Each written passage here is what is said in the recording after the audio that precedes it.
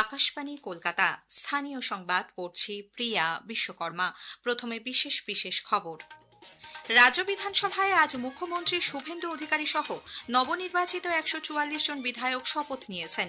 আগামীকালও চলবে শপথ গ্রহণ।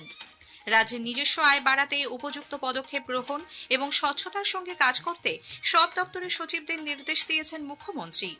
কৃষক ও ব্যবসায়ীদের সুবিধার্থে রাজ্য সরকার পশ্চিমবঙ্গ থেকে অন্য রাজ্যে পণ্য রপ্তানির ক্ষেত্রে নিষেধাজ্ঞা তুলে নিচ্ছে। কেন্দ্রীয় মন্ত্রিসভা 2026-27 বিপণন বর্ষে 14টি খরিফ শস্যের জন্য ন্যূনতম সহায়ক মূল্য বাড়ানোর প্রস্তাবে ছাড়পত্র দিয়েছে। তপসিয়ায় অগ্নিকাণ্ডের পর মুখ্যমন্ত্রী শহর জুড়ে সমস্ত অবৈধ পরিকাঠামো ভেঙে ফেলার নির্দেশ দিয়েছেন। শিক্ষক ও পুরনিয়োগ দুর্নীতি এবং সমবায় ক্ষেত্রে বিভিন্ন অনিয়মের অভিযোগে তৎকালীন আধিকারিকদের বিরুদ্ধে তদন্তের জন্য সিবিআইকে অনুমতি দিয়েছে রাজ্য সরকার।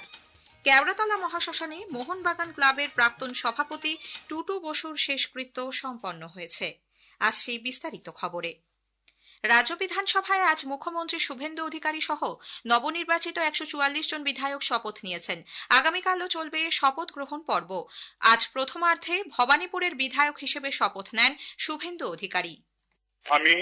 আমি শুভেন্দু অধিকারী পশ্চিমবঙ্গ বিধানসভায় সদস্য নির্বাচিত হইয়া ঈশ্বরের নামে শপথ করিতেছি যে বিধি দ্বারা স্থাপিত ভারতের সংবিধানের প্রতি আমি অকৃত্রিম নিষ্ঠা ও আনুগত্য পোষণ করিব।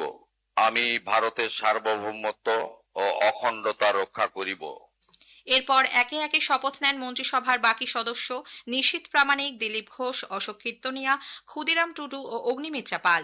অধ্যক্ষ প্রতিম তাপস রায় তাঁদের শপথ বাক্য পাঠ করান। একটি প্রতিবেদন। নবনির্বাচিত বিধায়কদের শপথ গ্রহণ অনুষ্ঠানকে কেন্দ্র করে আজ সকাল থেকেই সরগরম ছিল রাজ্য বিধানসভা।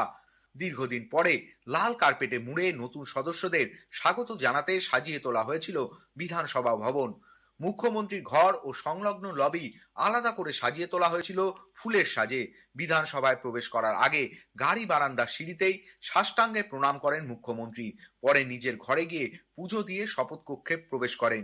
এরপর তাকে শপথ বাক্য পাঠ করান প্রোটেম স্পিকার তাপস রায়। এরপর একে একে শপথ নেন সদ্য সমাপ্ত বিধানসভা নির্বাচনে জয়ী বিধায়কেরা। 155 জন বিধায়কের শপথ নেওয়ার কথা থাকলেও এদিন 144 জন শপথ নিয়েছেন বলে জানিয়েছেন প্রোটেম স্পিকার। টানা প্রায় 4 ঘন্টা চলে শপথ গ্রহণ অনুষ্ঠান। মাঝখানে দুপুরে ছিল মাছ ভাতে মধ্যাহ্নভোজের আয়োজন। আগামীকালও এই শপথ পর্ব চলবে।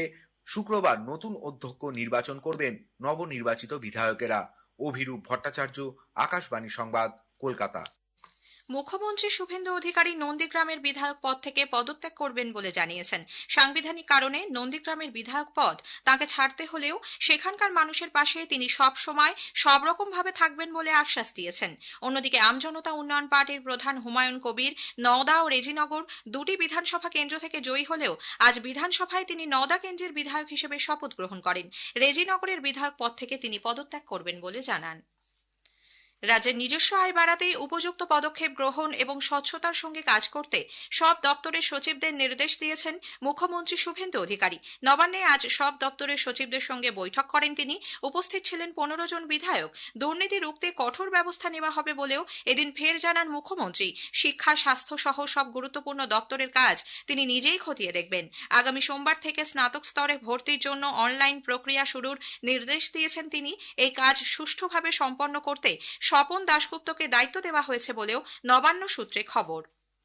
ইমাম ও মুয়াজ্জিনদের ভাতা এবার থেকে নির্দিষ্ট পোর্টালের মাধ্যমে দিতে হবে বলে নির্দেশ দিয়েছেন মুখ্যমন্ত্রী। যাদের নথি ওই পোর্টালে আপলোড করা যাবে শুধুমাত্র তাঁরাই ভাতা পাবেন বলেও জানানো হয়েছে।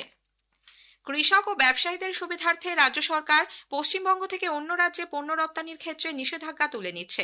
কৃষি বিপণন দপ্তরের তরফে আজ এক বিজ্ঞপ্তিতে জানানো হয়েছে, আলু, পেঁয়াজ, শাকসবজি, ফলমূল, খাদ্যশস্য, তৈলবীজ সহ সব ধরনের কৃষি